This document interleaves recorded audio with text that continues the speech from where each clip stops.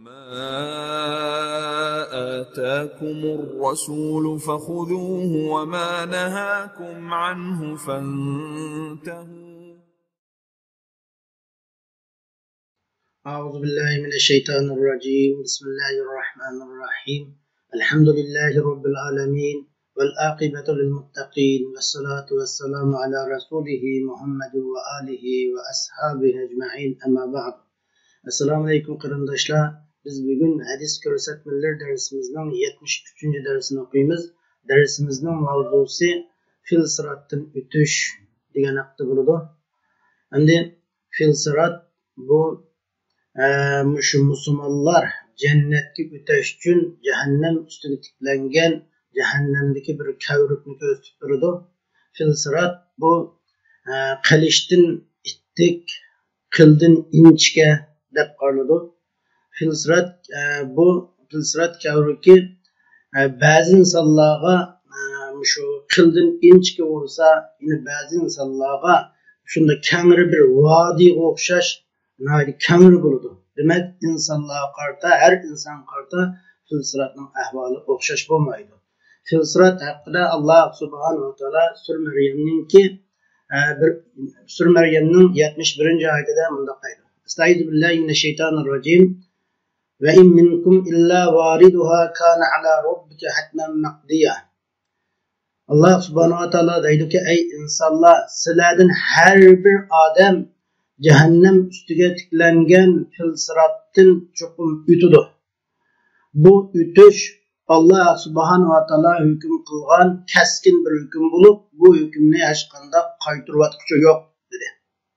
Şu an filsiratning bu cehennem üstüde musulmonlar bunun cennetki öteş için tiklangan bir karukkanligi va aniq.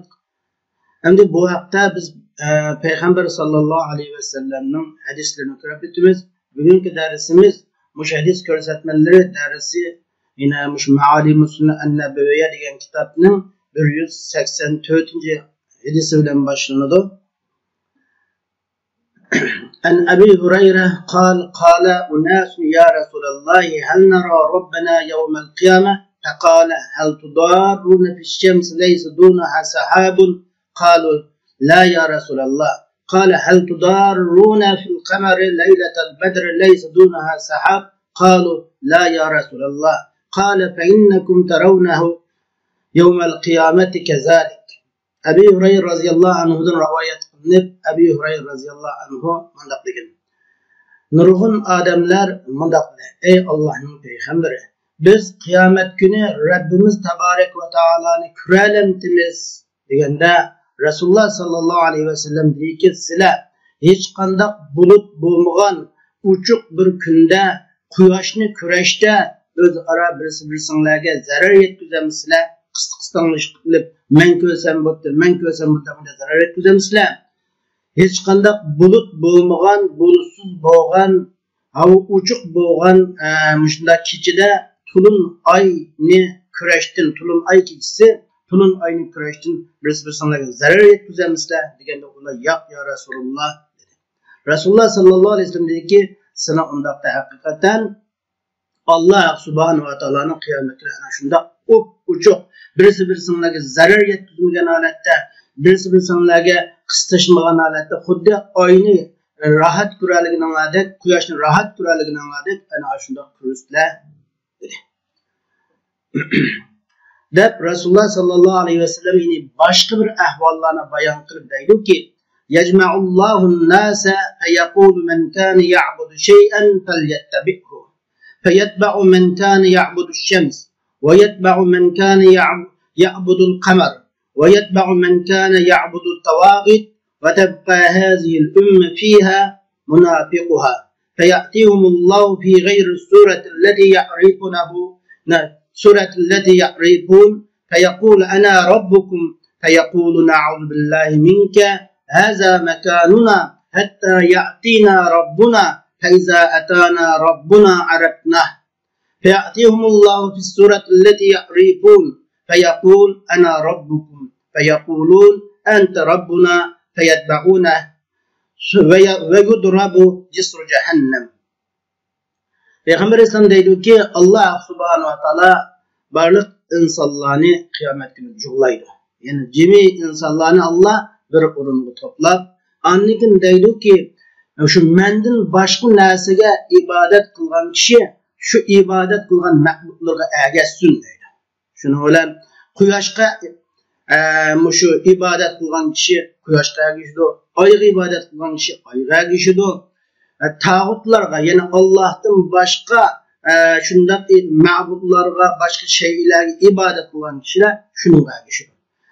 Fakat bu meydanda şu ümmet Muhammediye kapkalıdı ve onun içinde şu ümmet Muhammediye'nin Muhammed Aleyhisselam'ın ümmetinki münafıkları bile kapkalıdı. Yani içinde münafıkları bar halette şu ümmet Muhammediye kapkalıdı. Anından kin ularga şu ümmet Muhammediye'ge Allah subhanahu wa ta'ala ula tunumaydıgan bir surette, ula bilmeydigan bir surette Allah subhanahu wa ta'ala ulağa gelip men silanin Rabbinla deydi. Ular deydi ki na'uzubillahi biz senden Allah kısağınamız. Bu bizning Rabbimiz bizga kelgan qadar bu bizning o'rnimiz. Rabbimiz bizga kelgan chaqda Rabbimizni biz tunuymiz, sen bizning Rabbimiz emas. Biz tunuydigan sifatda emassan deydi. Ondan Allah subhanahu wa ta'ala ular tunuydigan suratda, tunuydigan sifat bilan tilida ular kelib Allah deydi ki ana robbukum. Men sizlarning parvardigoringlar deydi. Ular deydi ki ente Rabbuna sen bizning parvardigorimiz deb ular Allah subhanahu wa ta'ala'nın emriga ergişidi. Yani Allah'a ergişidi ve yudrabu cisur cehennem ve cehennemnin tevriki yani fil sırat tevriki tikilinidi. قال رسول الله صلى الله عليه وسلم فأكون أول من يجيب ودعاء الرسول يومئذ اللهم سلم سلم وبه كلاليب مثل شوك السعدان أما رأيتم شوك السعدان قالوا بلى يا رسول الله قال فإنها مثل شوك السعدان غير أنها لا يعلم قدر عظمها إلا الله فتختف الناس بأعمالهم منهم الموبق بعمله ومنهم المخردل ثم ينجو. Resulullah sallallahu aleyhi ve sellem deydi ki men muşu sırat keribdin üdüdüğün kişinin tuncisi men bulumen. Bu günde barlık peygamberlerin duası ey Allah salamet kılgın, ey Allah salamet kılgın deş buludu. Muşu duanı kılıdı. Bu sırat keribde Sa'dan darıxının şoxulları tikiniga o'xshash ashunda tikanlik tümür qamoqlar bor. Sizlar Sa'dan darıxının tikinini ko'rib boqmaganmi deganda sahoba ikramlar albatta ko'rgan ya Rasululloh biz Sa'dan darıxının tikinini ko'rgan deganda Rasululloh sallallohu alayhi vasallam deydiki ana u shu jahannamdagi tümür qamoqlar filsratdagi tümür qamoqlar u Sa'dan darıxının şu tikiniga o'xshaydi. Lekin o tikanning cho'nglik miqdorini faqat Allah biladi. Yani o qamoqlarning cho'ngligini faqat Allohdan biladi. O tilsirat kavringidagi o qamoqlar Sa'dan darıxının tikiniga o'xshaydi. Tikanlik qamoqlar, tumri qamoqlar insonlarni o'zlarining amaliga asosan ameli hisobı bo'yicha ularni tutib cehennemde taşlaydı. Oladın insanlardan şu özünün ameli sebepli bütünlüğü halak boğucularımı var. Yani cehennemde taşınıp gitkanlarım var. Ve insanlar içinden şunda goşlar titilip kıçıdak halette goşlar titman kılınıp andın aşında cerahatlengen halette bu yerden kuturup çıkıdığanlarımı var. De Peygamber Aleyhisselam şunda dedi. Hatta iza faragallahu minel qada'i beyni ibadihi ve arada en yukhrica minen nar men arada en yukhric mimmen kana yeşhadu en la ilahe illallah emerel melaikete en yukhricahum feya'rifunahum bi'alamati asari sucud ve harramallahu alen nar en ta'kule min ibn Adem asara sucud feyukhrijunahum kadim tuhishu فيسب عليهم ماء يقال له ماء الحياة فينبتون نبات الحبة في حمير السيف. Allah subhanahu wa ta'ala bendileri arasında hüküm kılıştın beka boğanda Allah davzaqdan çıkırışını irade kılgan kişilerini çıkırışını irade kılgan çağda la ilahe illallah deb guvalık etken adamlardan davzaqqa kirip ketkenlerden Allah aşında degen kişilerden Allah davzaqdan çıkırışını irade kılgan kişilerini çıkırışını irade kılganda Allah subhanahu wa ta'ala malaikelerge ularını davzaqdan çıkırışka buyruk kılıdı. Endi malaik davzaqda şuncha köp insanlar tursa, endi bunun arasında la ilahe illallah degen bu kişilerini kanda arıp çıkıdı kafirler arasından degende malaikler ularını tunuydu. Kandak tunuydu malaikler ularını. Ularının hayatta dünyada kılgan seyde tesirinin alametleri ile tunuydu. Seyde kılgandın peyda kılgan tesir alametleri arkalı ularını tunuydu.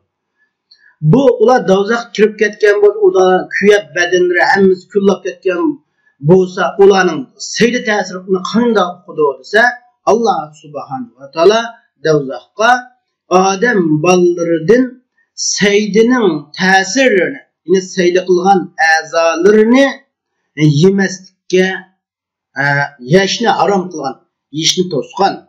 Şunu ular periştiler davzaqqa çıkıp ketken şu la ilahe illallah deb guvalık etken, iman etken, lekin günahı sebeplik davzaq kirip ketken şu kişilerini ular kup qara küme olap ketken, kuyap ayında qar olap ketken halette ularını çıkardı.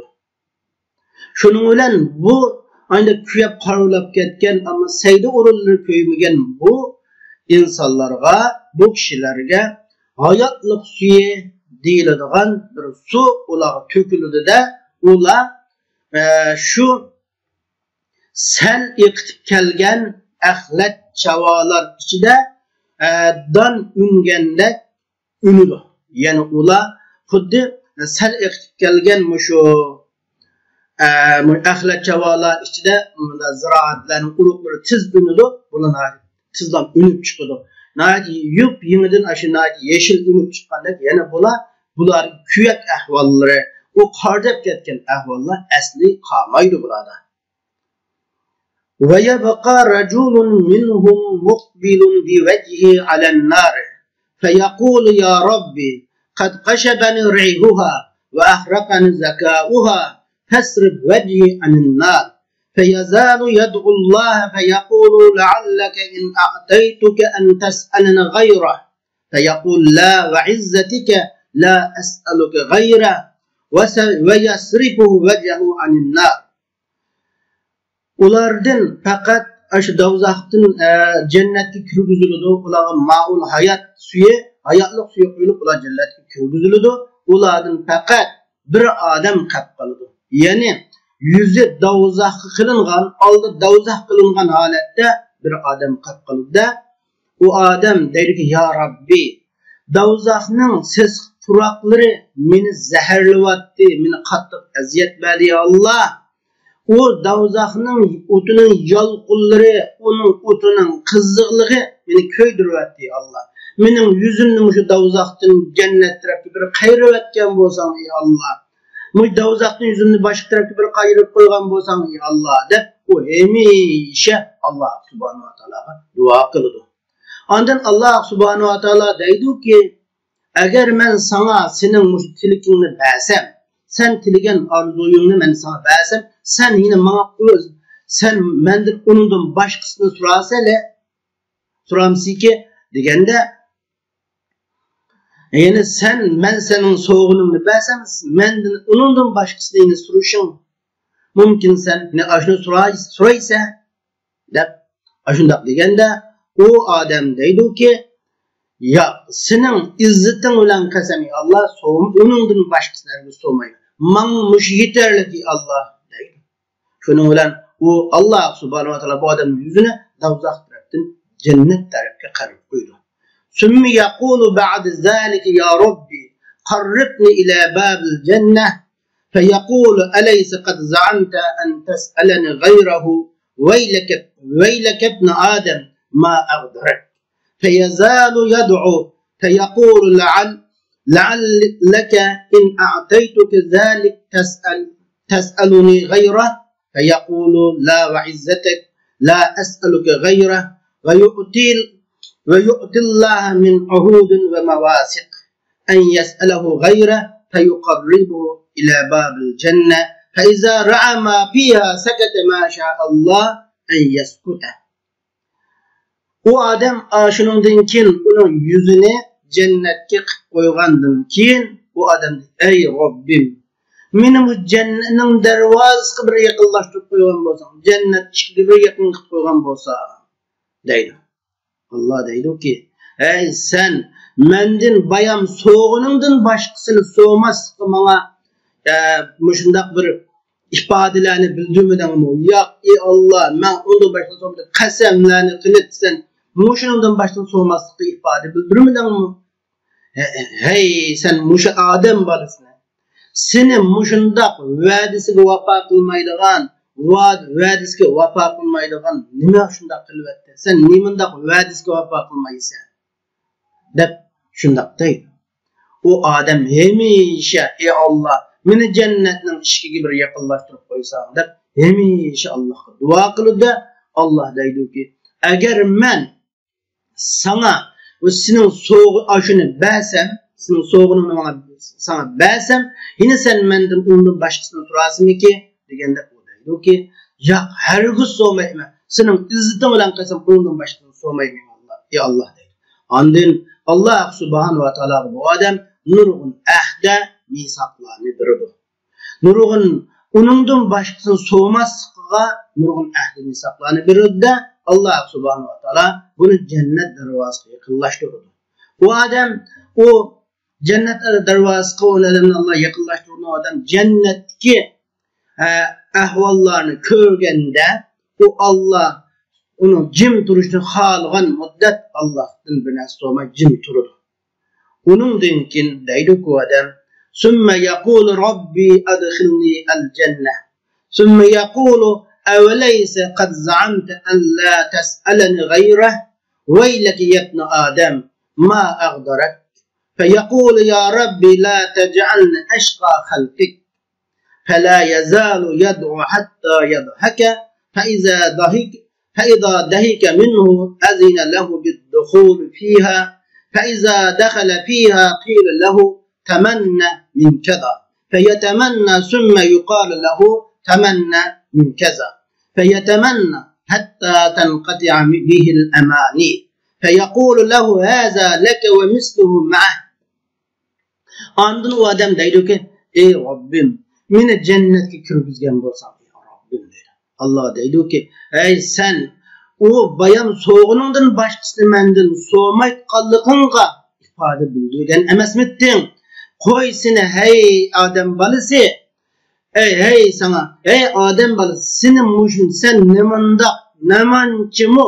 O ahdiske vafa kılmaydıkan adam sen. Sen nemanda, senin munda ahdenge vafa kılmaydıkan kıtkoğun, nemesin munda ahdenge vafa kılmaydıkan kılıvetti seni? Sen nemancı mı ahdiske vafa kılmaydıkanı? O adam deydi ki, ey Rabbim, sen beni, senin mahlukatlarının en bəxtsizi kılmışsan ey Allah. Dep, o adam Allah razı boğan kadar fela yazal yadu hatta yadhak. Allah razı boğan kadar o adam Allah'a dua kılır. Allah onundan razı boğanda onunla cennet girişige Allah izni verir. O adam cennet kirgende o adam deyildi ki temenna min kaza. Sen ümit kılgınını hemmisini soğun deydi. O adam ümitlerinin hemmisini suraydı. Ümit kılgan nesillerin hemmisini suraydı. Ancak onun deyildi ki yine ümit kılgan nesillerin soğudaydı. O adam ümit kılgan nesillerin hemmisini surap onun da bir ümit arzu diyen kamayı hemmis tügeydi. Andinkin o adam deyildi ki mana muşu sen surap sana verilgen muşu nesile ve onun bilen birge onun bir okşi senin buludu. Senin bulsun dep şundak deydi Allah subhanahu wa ta'ala o adamga. Ebu Hureyre radıyallahu anhu deydi ki mana muşu adam cennet ehlinin cennet girişki en ahırkısı muşumun en ahırda cennet girgen adamga bulduğun ahval mana muşu dep şundak deydi. قال عطاء وأبو سعيد الخدري جالس مع أبي هريرة لا يغير عليه شيئا من حديثه حتى انتهى إلى قوله هذا لك ومثله معه. قال أبو سعيد سمعت رسول الله صلى الله عليه وسلم يقول هذا لك وعشرة أمثاله. قال أبو هريرة حفظت مثله معه. Ata deydi ki Ebu Saidul Hudri Ebu Hureyre müşeddisini sözlügen çağda Ebu Saidul Hudri Ebu Hureyre'nin kaçta oturukluk idi. Ebu Saidul Hudri Ebu Hureyre'nin bu hadisini hiç kandak bir gapni inkar kıldı.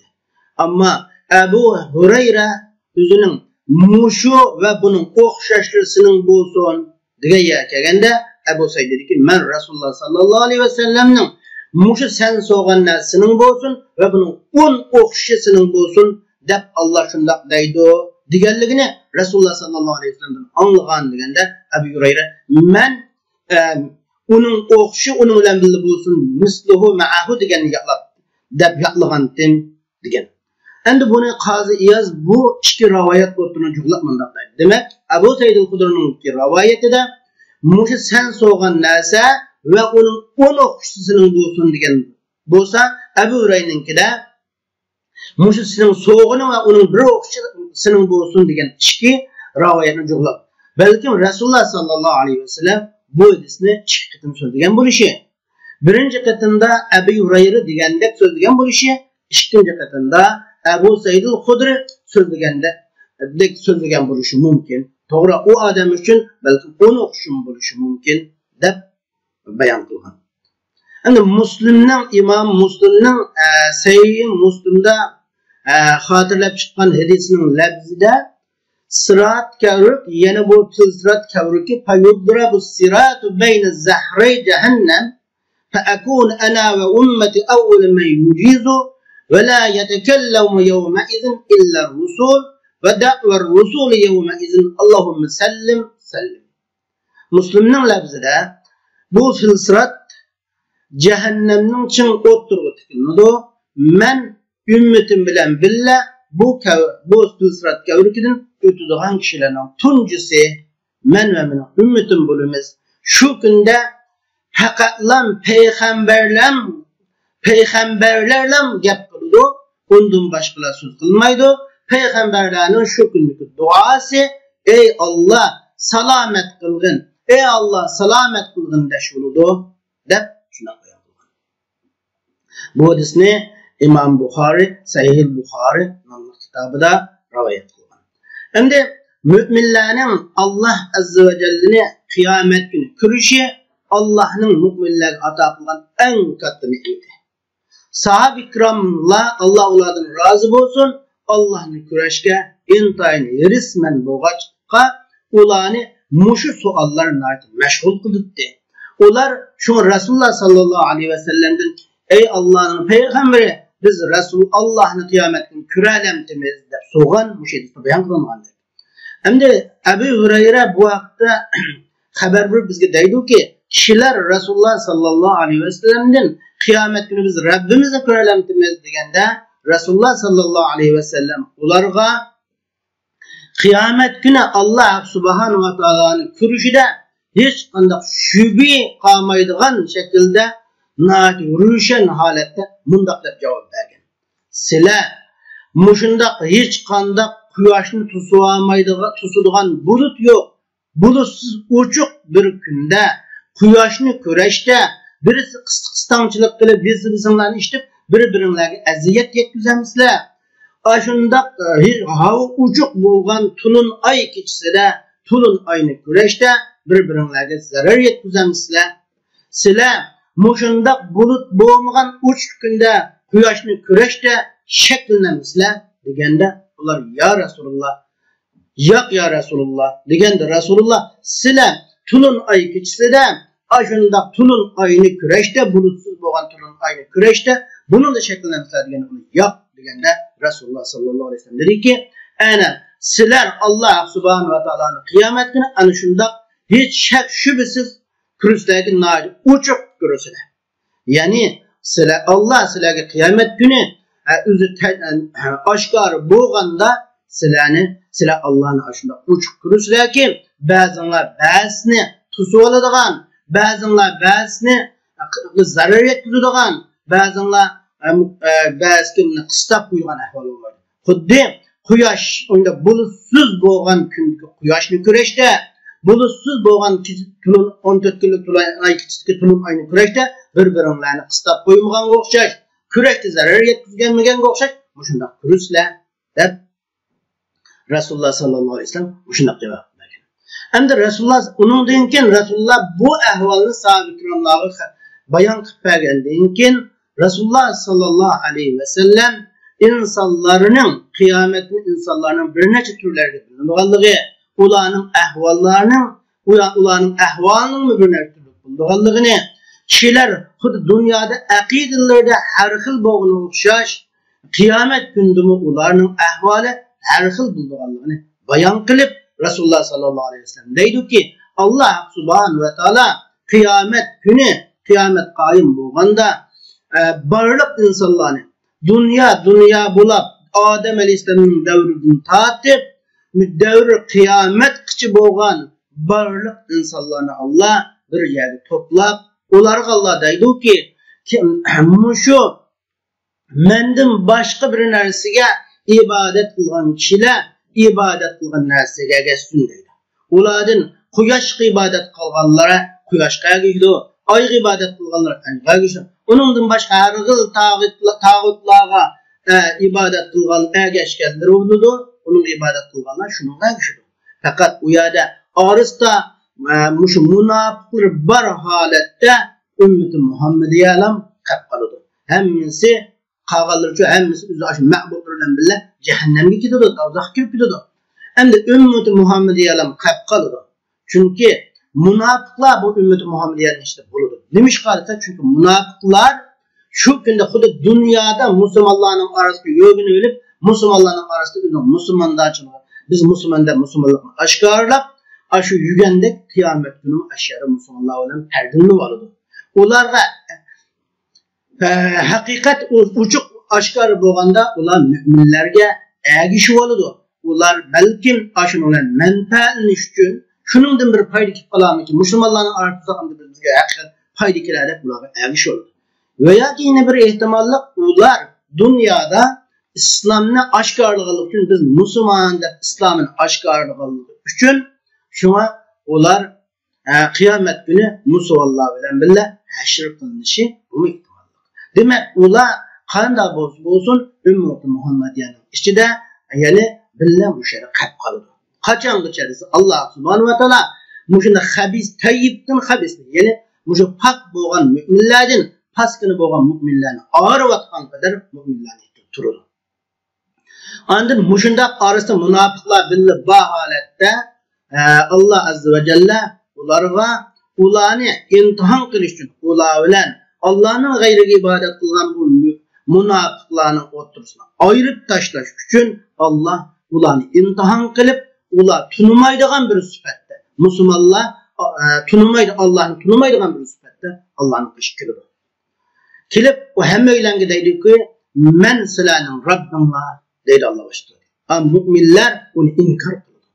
Chunki mu'minlar Allohning sifatini biladi. Shu mu'minlar yo'q, sen bizning Rabbimiz emas deb uni inkor qiladi. Inkor qilishi chunki u Alloh subhanahu va taolo ular bilmaydigan sifatga kelgan. Chunki Alloh baş sifatli ularni batılga erişki buyurutgan bir suratda haqiqa Allah'ınki kelmagan. Allah bunda sifatlardan pak münezzehdir. Ve şunun bilan birga Allah'ın yine başka bir suratda kelişi o musulmonlarning arasida Allah'ını kurishga loyiq bo'lmaydigan munofiqlar bo'lganligi uchun, munofiqlar Alloh subhanahu va taoloning kurashdan cheklanganligi uchun shu boshqa suratda kelgan. Kelib aslında men sizlarning Rabbinglar deganda müminler deganki, na'udzu billahi minke, Allah'tan senden biz Allah'a sığınırız. Biz Allah'a hiç narsani şirk keltirmaymiz degan. Hatta musulmonlarga bas tas qilgan musharina tas qiladi, mushuni teyilib ketdi. Mushu masalani xato qilib munofiqlar orasida qo'shilib qolib tas qiladi. Ondan deydilar ular bizning Rabbimiz bizga oshkor bo'lgan qadar bu bizning o'rnimiz, bizning turimiz. Rabbimiz bizga oshkor bo'lganda biz uni tunuymiz. Anda Allah azza ve celle ularda munofiqlarni ularning orasidan ayirib etgandan keyin, munofiqlar uning orasida qolmagandan keyin ular tunuydigan, ulardan ma'ruf bo'lgan musulmonlarni Allohning sifati, yine şu ma'ruf bo'lgan sifatlari bilan oshkor tajalli bo'lib, Alloh subhanahu va taolo mu'minlarga oshkor bo'ldi. Ondan oshkor bo'lib deydiki, ana robbukum, men sizlarning parvardigoringlar deydi. Musulmonlar ashuni ko'rganda buni Alloh subhanahu va taoloni tunuydi va deydiki, sen bizning Rabbimiz ey Alloh deb, ular Allohning emriga ergishdi. Yoki Alloh şu yerga ishlarga vakil qilgan Allohning muvakkal farishtalariga ergishdi. Uningdan keyin qildan inchki bo'lgan, qilishdan o'tkir bo'lgan pilsirat kavruki jahannam o'tiriga tortiladi, jahannam o'tiriga quyiladi, ondan quyiladi. Payg'ambar sallallohu alayhi vasallam bilan uning ummati, ya'ni ummati Muhammadiya billa mushu pilsirat kavrukidan o'tadigan kishilarning tunjisi bo'ladi. Dastlabda ummati Muhammadiya o'tadi. Rasululloh sallallohu alayhi vasallamning bu kunda barliq payg'ambarlarning duosi, ey Alloh salomat qilgin dash bo'ladi. Ummatlarga shafqat qilish uchun, ummatlarga kuyunganlik jihatdan shunday duolarni qiladi. Bu jahannamdagi pilsirat kavrukida xuddi sa'dan daraxining tikiniga o'xshash tikanlik bo'lgan, odamning go'shtlari uningga ilinib qoladigan, go'shtlarini ilib titib oladigan, shundoq shuhulliq bo'lgan, tumidin bo'lgan qamoqlar bo'ladi. Bu qamoqlar insonlarni amallarining hisobi bo'yicha tiz qolib qoladi. Ulardan qamoqqa ilinib qilib butunlay halok bo'lganlar bo'ladi. İnsanlar için qamoqqa go'shtlar ilinib qolib, go'shtlar ichida kichik bunda kesilib, mujunda dozaqqa tashlanadigan, uningdan keyin yana aran dozaqdan qutulib chiqadiganlar bo'ladi. Ya'ni bu pilsirat kavrukining qamoqlari insonlarni parchalaydi, dozaqqa tashlaydi, undan Allohga ibodat qilgan, lekin ba'zi jinoyat muhabbat o'tkazgan kishilar uningdan anda dozaqqa tushib, yana uningdan Alloh taolo ularni qutuldirib chiqdi. Lekin kafirlar mangu dozaqda qolib qoladi. Allah subhanahu va taolo o'zining bandalari orasida hukm qilishdan farq bo'lganda, la ilaha illalloh deb guvohlik aytgan kishilardan dozaqqa kirib ketganlarni chiqarishni iroda qilgan kishilarni chiqarishni iroda qilganda, malaikalarni ularni dozaqdan chiqarishga buyurdi. Shuning bilan malaikalar ash dozaqdan la ilaha illalloh deb dunyoda namoz o'qigan, ashundaq lekin dozaqqa tushib ketgan shu kishilarni ularning sajida ta'sirlari bilan, sajida qilgan asarlarini ularni tunib chiqadi. Chunki ularning sajda qilgan joylari, sajdaning qilgan joylari kuyib ketmagan. Ya'ni inson 7 a'zo bilan sajda qilsa, mush 7 a'zo qilib qolgan yoki peshonalari qolgan, bu alohida belgili holatda sajda qilib qolgan. Çünkü Allah Teala secde kılgan joyning secde ta'siri meydana kelgan joyni o'tning kuydirishdan cheklagan. Yani biz deymiz secde a'zolari masalan peshona, chiqib qo'l, chiqib tuz degandek shu 7 o'rinni ko'rsatib turdi. Ondan malaikalar ularni qolgan yerlar secde qilmaydigan, secdede qilganda ziminga tegmaydigan joylar bor insonning. Endi odamning shu joylar kuyib qop qarablab ketgan holatda ularni dozaqdan chiqdi. Chiqib ularga ma'ul hayot, hayotlik suyi deyiladigan bir suv to'kildi. Ular sal eqtib kelgan axlat javo ichida ungandan ungandek unib chiqdi. Ya'ni nayt yip-yeni bir holatga aylanadi. Allah bandalari orasida hukm qiladi. Jannat bilan dozaqni o'tirdi. Bir adam qildi. Bu adam Cennetga kirish jihatda jannat ahlining eng oxiri bo'lib, bu odam yuzi do'zax tarafga qilingan holatda jannat bilan do'zax o'rtasida bir odam qolib qoladi. Bu odam deydiki, ey Robbim, mening yuzimni do'zaxdan bir qarab etsam, chunki do'zaxning puroqlari meni zaharlab qo'ydi. Uning o't yalqinlari meni ko'ydiribdi, Alloh deydi. Shuning bilan ashundaq deb bu odam davomli o'zining yuzini do'zaxdan Allohning qarab o'tishini Allah subhanahu wa ta'aladan hamisha tilaydi. Allah oxirida u odamga deydiki, agar men sen maqsading so'g'inin san qilib bersam, sen yana ashuningdan boshqasini tamoq qilamizki, undan boshqasini so'rashing mumkin deganda Allah u odam sening izzating bilan qasam, Allah men undan boshqasini so'mayman deb bu odam qasam berdi. Allah subhanahu wa ta'ala bu odamdan ashuningdan boshqasini so'maslikka nurg'un ahdini hisoblan oladi. Ondan Allah uning yuzini do'zaxdan jannat tarafga qo'ydi. O odam oldini jannat tarafga qilgan chog'da uning qilganda jannatga oldini qilganda jannatning go'zalliklari, jannatning naqadar ko'rkam bir joy ekanligini ko'rdi-da, ey Robbim, meni bu jannatning ishiklarini tugib yaqinlashtirib qo'ygan bo'lsam deydi. Allah azza va jalla deydi unga, ey sen ilgari so'g'andan boshqasini so'maslikka ahdi va nisob bermaganmiding? Ey odam bolasi, sen nimandaq va'dangga vafo qilmaysan? Sen nimandaq va'dasiga vafo qildingmi zodi nima deydi. U odam hamisha Allohdan jannatning ishiga yaqinlashtirib so'rab deydi, ey Robbim, agar mushu meni bu jannatning ishiga bir yaqinlashtirgan bo'lsa deb so'g'anda Allah subhanahu wa ta'ala deydiki, agar men sening talab qilganingni bersam, seni ashuningdan boshqasini mendan talab qilamiz ekan deganda o odam deydi, ey Robbim, sening izning bilan qasam qilamanki, men undan boshqasini so'mayman deydi. Yana u Alloh taolo uning ahdini saqlani oladi, uni shuningdan keyin jannat darvozasiga yaqinlashtiradi.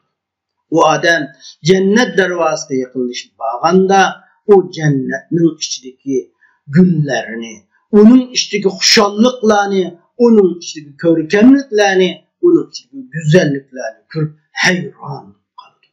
U Allah Rabbi tabarak va taologa meni ey Rabbim jannatga kirgizgin deshtin hayo qilib Allah turishni xohlagan muddat qilib onda yeni so'raydi Allah subhanahu va taolo, ey Allah, meni jannatga bir kirgizgan bo'lsang deydi.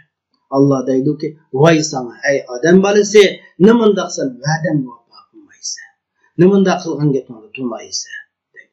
U odam deydi, ey Robbim, men sana rast nurg'un ahdilarni bergan, so'maslikqa ahdilarni bergan, lekin sening saxilig'ing, sening kariming meni mushundaq maxluqotlarning eng baxtsizroq bo'lmasligini tamom qildi.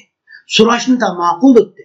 Agar sen meni mushu holatda qolib qo'ysang, ey Allah, meni jannatga kirgizmasang, ey Allah, men sening do'zax ahlidan bo'lmagan sening maxluqotlaring eng baxtsizroq bo'lib qoldi, Allah. Deb u odam hamisha Allah uni o'zining qilgan mushu ishlari bilan Allah undan rozi bo'lgan qadar odam hamisha Allah duo qiladi. Allah subhanahu va taolo undan rozi bo'lganda Allah unga jannat kirishga izn beradi. Ondan u odam jannatga kirganda u odamga deyiladi-ki, sen umid qilganlaringning hammasini so'g', orzu qilganlaringning birini so'g'in deydi. U odam shuning bilan shu orzularni, umidlarning hammasini so'raydi. Uning uchun yana deyiladi-ki, yine so'g'in deyiladi. Hatta u odamning butun umidlari tugaydi. Allah subhanahu va taolo unga mushu so'g'inlaring va uning o'qishi sen uchun bo'lsin deydi. Yani bir rivoyatda mushu so'g'ining va uningki 10 o'qishini bo'lsin deydi. Abu Hurayra roziyallohu anhu mana mushu odam jannat kirishdagi jannat ahlining eng oxirgi mushu odam degan. Mana bu hadisda fil sirat ahvoli tafsili o'ttirib qo'yilgan fil siratning qandoq bo'ladiganligi, bu yerdagi ahvollarning qandoq bo'lganligi o'ttirib qo'yilgan. Yana shu fil siratdan o'tish haqida Rasululloh sallallohu alayhi vasallamning yana bir hadisini ko'rib o'tamiz. An Anas bin Malik qol sa'altu an-nabiy sallallohu alayhi vasallam an yashfa'a li yawm al-qiyamah faqala ana fa'altu qultu ya Rasulullah ayna atlubu qala utlubna awwala ma tatlubuna 'ala as-sirat qala qultu in lam alqaka 'ala as-sirat qala fatlubni 'inda al-mizan qultu fa in lam alqaka 'inda al-mizan qala fatlubni 'inda al-hawd فإني لا أخطئ هذه الثلاثة المواتين. Anas bin Malik deydi ki men Resulullah sallallahu aleyhi ve sellem'den Resulullah'ın bana kıyametin şefaat kılışını soğan idim. Resulullah sallallahu aleyhi ve sellem ben sana şefaat kılman dedi. Ben dedim ya Resulullah ben senin ne izdeymen degende Resulullah sen beni tuncu izdeydiğin cay dastlab izdegan vaqtimda sirat kavrukni, ya'ni pil sirat kavrukligini izda dedi. Mush yerda mendan shafaat talab qildi. Men dedim, agar men sana pil siratda tushansam, debdim Rasululloh meni mizonda, tarozi mizonning qishda meni izdegan dedi. Men dedimki, agar bu yerda sen bilan tushansam deganda, debdi. Meni Havza Kavsardan qishda izdegan, men mush 3 urundan boshqa joyda bo'lmayman, mush 3 o'rindan boshqa o'tib ketmayman degan. Demak, payg'ambar sallallohu alayhi va sallam ummatiga intayin amroq edi. Ularga nayt shaqqallik edi, mehribon edi. Payg'ambar alayhisolamning mush mehribonligining, mush shafqatligining ko'rinishlarining qatoridan Rasulullohning qiyomat kuni sahobalarga, ummatiga shafqat qiladiganligi mushuning ko'rinishlari. Allah subhanahu wa ta'ala'dan kıyamet günü ağır günlerde ümmetiga yaxshilik surishi mana payg'ambar alayhisolamning ummatiga amroqligi, mehribonligining ko'rinishlarining qatoridan bo'ladi.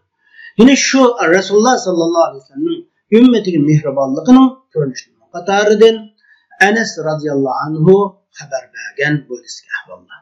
Anas radhiyallohu anhu deydi-ki, men payg'ambar alayhisolamdan bana kıyamet günü şefaat kılışını Peygamber İslam'dan talep kıldım dedi. Yani şefaat degen nima bu deganda şefaat yaxshiliklarni qo'lga keltirishda, manfaatlarga erishishda boshqalarning o'ttirib tushishi degan bo'ladi. Yani Peygamber İslam'ning şefaati bir necha turli bo'ladi. Biz oldingi qadimda Rasulullohning şefaatini 5 turga bo'lgan. Yani Peygamber İslam'ning şefaati biz oldingi darsimizda degandek bir necha turga bo'linadi.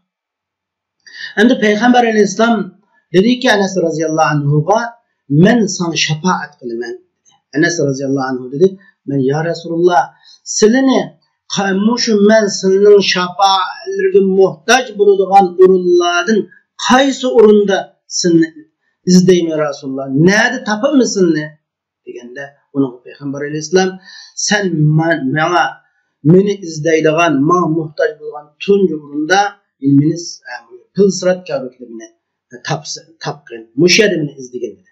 Endi sirat, pil sirat kavruki bayonida o'tganimizdek, mana bu jahannam ustiga tortilgan bir kavruk bo'lib, bu qilishdan ittik, qildan inchki bo'lib, bundan barliq musulmonlar o'tadi.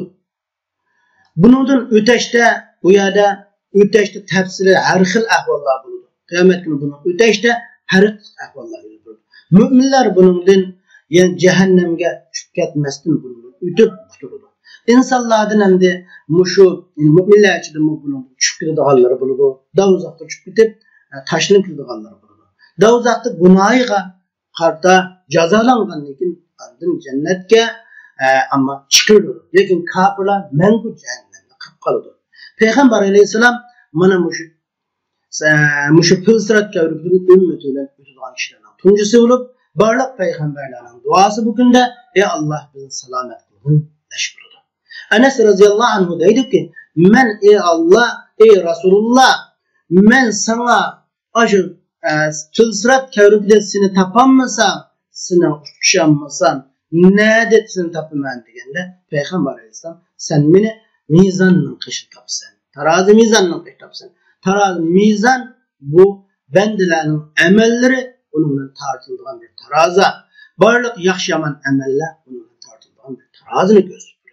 Enes radıyallahu anh deydi ki, eğer seni mizanla kış tapanmasam, Resulullah degende Peygamber İslam deydi ki, seni Havz-ı Kevser'le kış tapsan deydi. Hem de Havz-ı Kevser bolsa Allah subhanahu ve teala Peygamber İslam'ını ikram kılıp bergen bir köl bulup, bu Peygamber İslam'a mahsus kılıngan bir köl. Bununla insanlar kıyamet günü hem insanlar kilidi. Peygamber İslam deydi ki, men bunu 3 urundan başka yere gitmeyim. Men çokum 3 urunda bulma, bu 3 urundan başka urunda bulmayım degen. Hem de yine şu Fil-Sırat hakkında biz yeni bir hadisini küdrap ötemiz. Abi Seyyid el-Hudri radıyallahu anh'ın rivayet kılgan.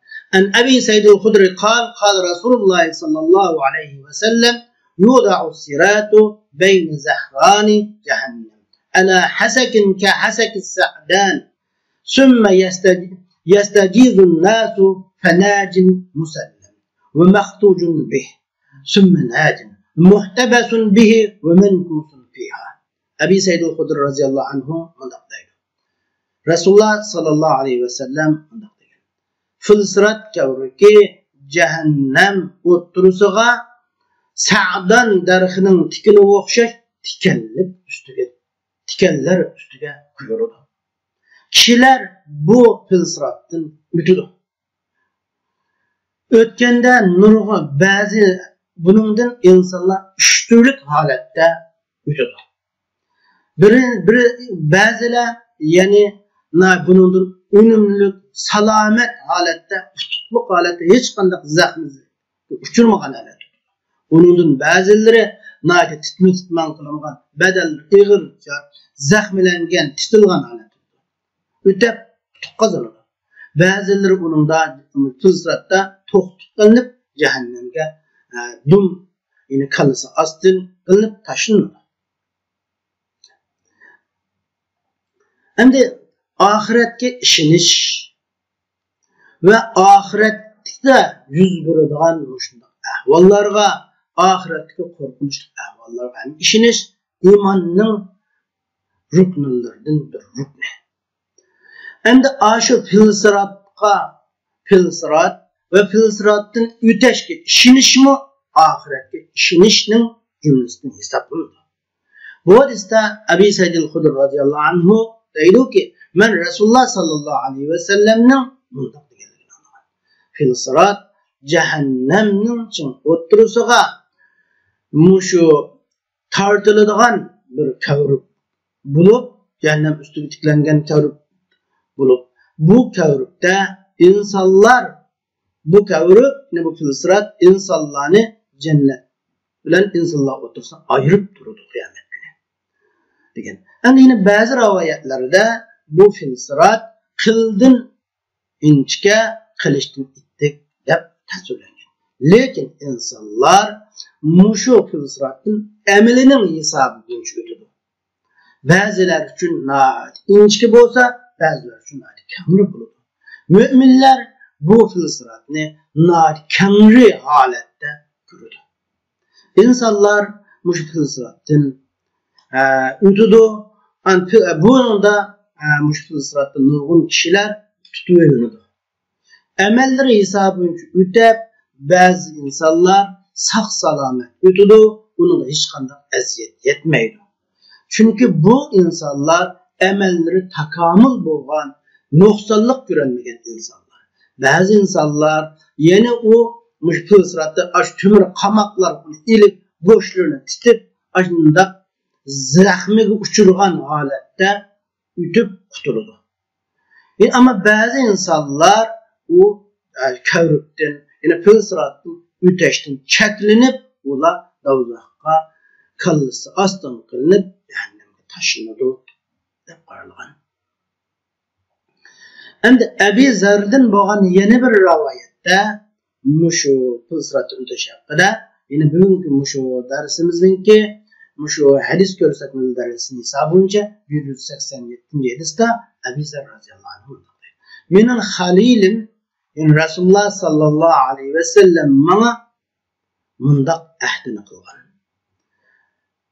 Cehennemning kavruginin tüvünde naytip teylik boğan, tutu adamның onaşmaydıgan bir yol var. Biz muşu yolga kilimiz. Yine bizning yüklerimiz içinde, yüklerimiz yengil halatda kilimiz, yüklerimiz boş halatda muşunun kilimiz. Yine bizning muşu kavrug yolunun üstüge kavrugning qishki yolga kelish yüklerimiz yengil bo'lgan holatda, yüklerimiz sal boş holatda kelishimiz bizning yüklerimiz indayin ig'ir bo'lgan holatda bu kavrugning ustiga yo'lga kelganimizdan qutulishimizga eng loyiqroq degan. Ya'ni bu Abu Zar radhiyallohu anhu bu nima demakchi deganda, Peygamber Aleyhisselam'ın nimani maqsad qilmoqchi deganda biz tafsilotga qarasak, Allah azza ve celle insonlar mahluqotlarni hammasini yaratgan. Mahluqotlarni yaratib insonlar o'tirsa rizqlarini taqsim qilgan. Xuddi ömürlerini taqsim qilgandek rizqlarni farqli taqsim qilgan. İnsanlar için bayları oldu, namratlar oldu. Aran özünün rızkı özü yetiyatkan, öz hacetini özü qandovatqanlar oldu. Allah Teala'nın bu xil taqsimatda özünün yuqori bir hikmeti var. Allah subhanahu wa ta'ala'nın bir şahsga nurg'un in'am bayliqlarini berganligi Allah'ın bu şahsni yaxshi ko'rganligining dalili emas. Bir odamni namrat qilib qo'yganligi Allah subhanahu wa ta'ala'nın bu insonni yomon ko'rganligi emas. Çünkü Allah dunyoni o'zi yaxshi ko'rgan insonlarga beradi, o'zi yaxshi ko'rmagan insonlarga ham beradi. Allah subhanahu wa ta'ala o'zining bandalarini nimet berganda teşekkür edishga, qiyinchilik vaqtlarda sabr qilishga buyurdi. Rasululloh sallallohu alayhi ve sellem dünyada bir yengillikni, yine dünyada şu mal dünyasının sel oz buluşunun kıyamet günü ahvalının yaxshi bo'ldiganligi, dünyada yengillikning faziletini, dünyada resmen bo'lmaslikni alayda bayon qilgan. İnsanning bütün g'ami dünya, insan o'zining bütün g'amini dünya qilib olmasligini alayda Rasululloh bayon qilgan.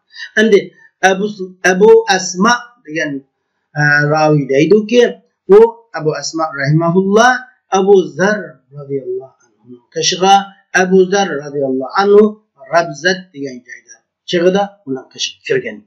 Abu Zarning qishida ustida go'zallik ta'sirlari bo'lmagan, xushbo'yoq ta'sirlari bo'lmagan, ya'ni bir chiroyli kiyimlari zinnatlangan bir holatlar bo'lmagan, sodda kiyim kiygan qop-qora bir ayoli bildi. Abu Zar o qishiga kirgan Abu Asma deganki, qarab boqmamizda ma'u qara ayolning meni nimaga bo'lganiga qarab boqmamizda degan. U ayoli uning xalifaning qishiga, ya'ni Iroqqa berib xalifadan bir mal talab qilib kelishini degan. U deydi Abu Zar, meni ayol nima deydi bilamizmi? Meni Iroqqa berishimga buyuryapti. Agar to'g'ri men Iroqqa borsam, kishilar menga butun dunyodan maylab zadi mening bu ahvolda qolganligimni, ya'ni buning bunda iqtisod yo'q, namrat holatda turganligimni ko'rib, butun odamlar iqtisod bilan moyil bo'ldi. Chunki bu Iroq nurg'un yaxshi odamlar va yaxshilik ko'p bo'lgan bir zamin.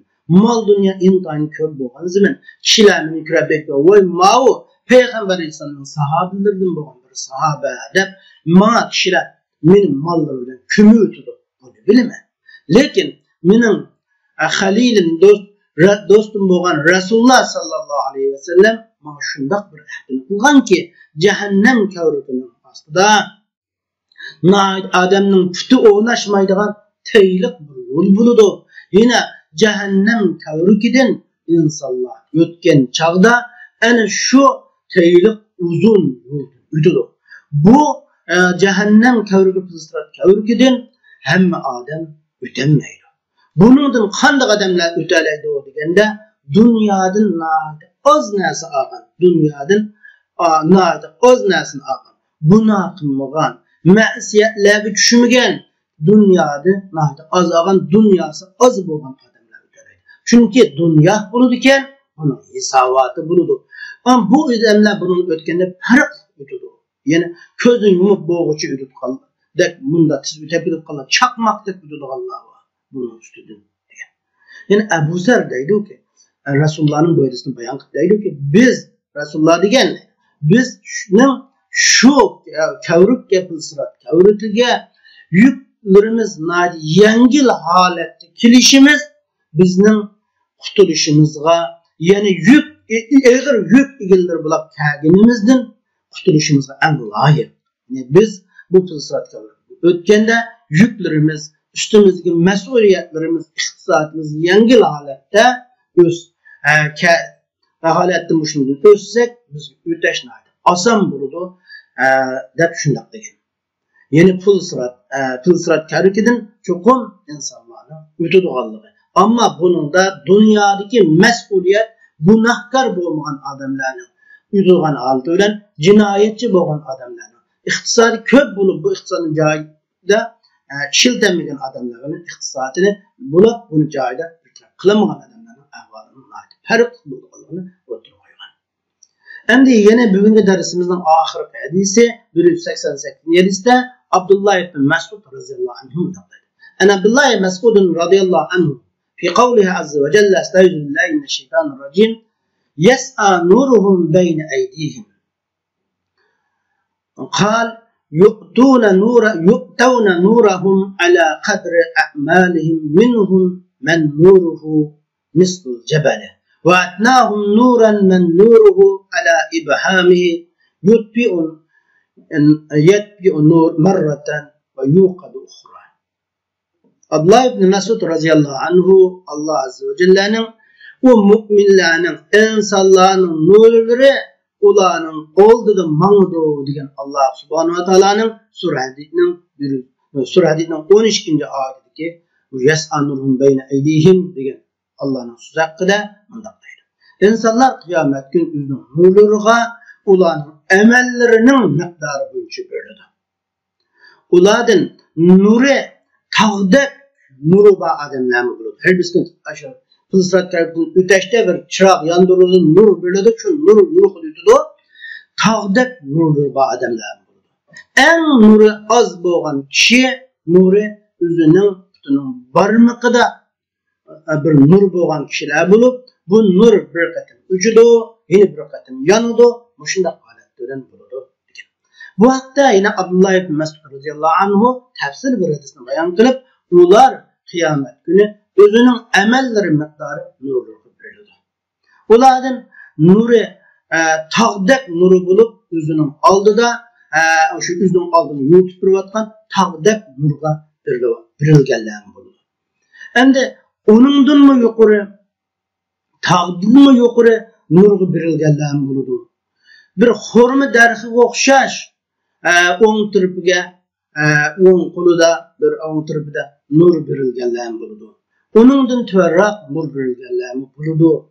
Yani nur birilgen kişinin en ahirkisi en az nur birilgen kişi yani özünün tutunun çoğun barmakda nur birilgen kişi buldu. Onun nuru bir katım yürüydü yeni bir katım öçüdü. Nuru yürüsü bir kademle şunda selevalıdı. Nur ötse toktap mamanmay kalıdı. Demek kişiler muşu nurları asasen manuşla kılıştek boğan, kıldek inçki boğan, teyluk boğan muşu kılsırat kerifidin ütüdü. Ularga öteşte nurunlarının miktarı bunca ötenla değildi. Öteşte nade tiz ötüdü Allah'ın buludu.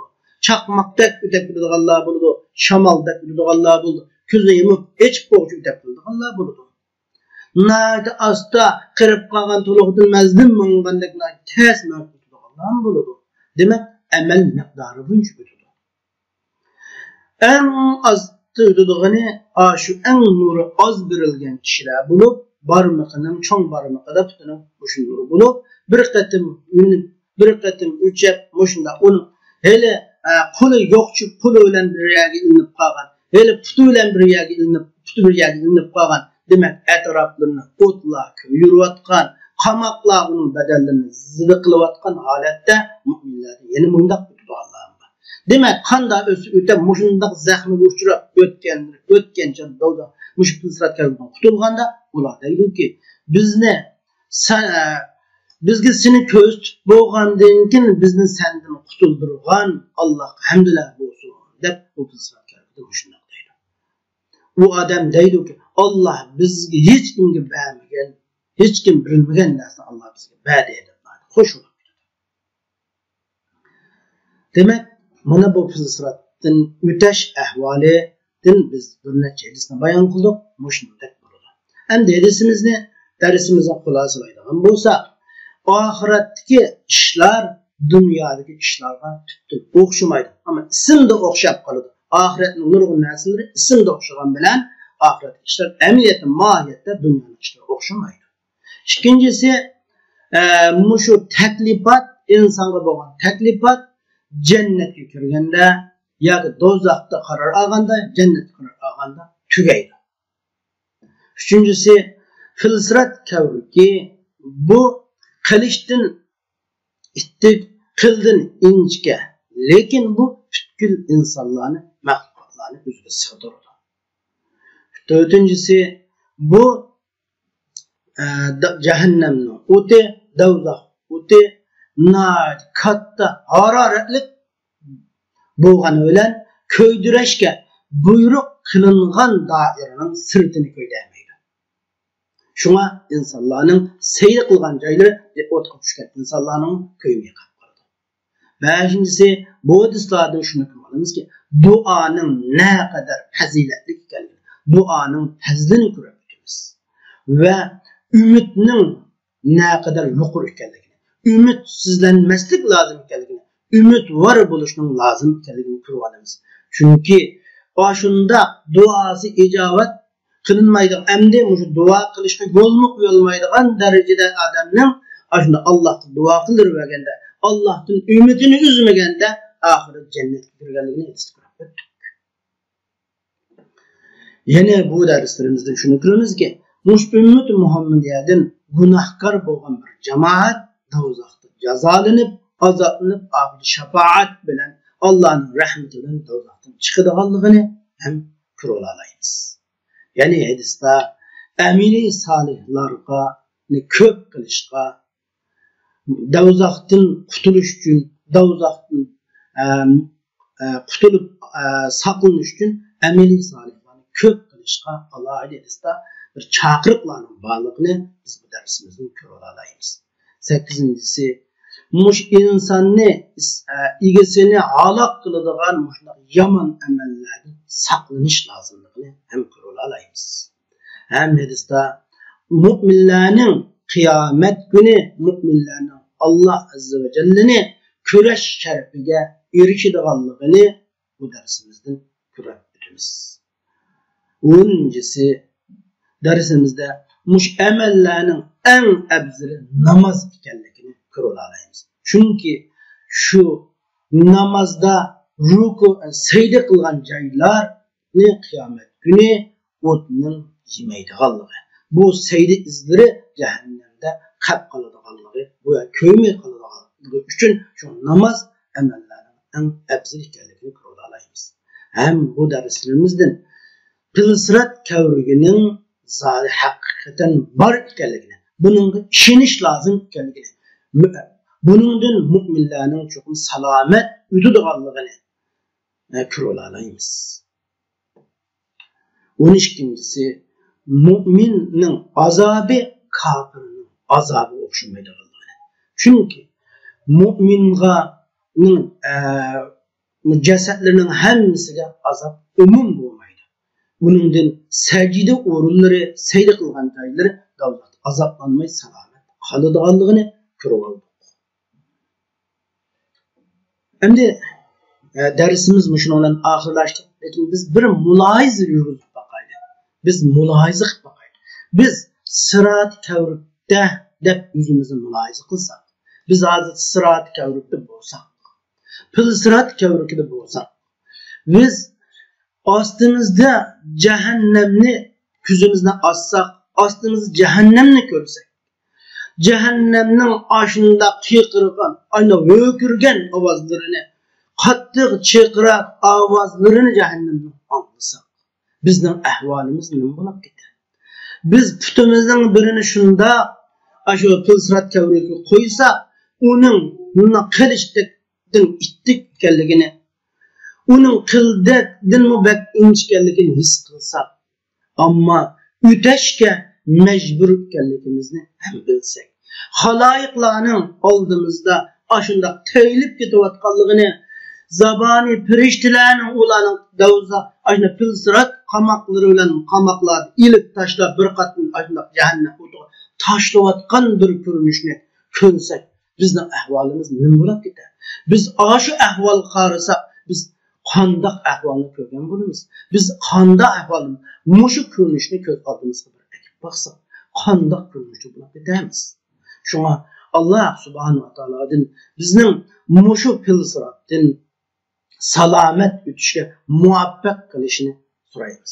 Mushu pilsirat karbidan sog' salomat qilish o'tishimiz uchun Allah subhanahu wa ta'alaning bizni mushu yaxshi amallarni qilishga, Allah cheklagan amallarni yiroq turishga, o'zi buyurgan, rozi bo'lgan amallarni amal qilishga muvaffaq qilishini Allah subhanahu wa ta'aladan so'raymiz.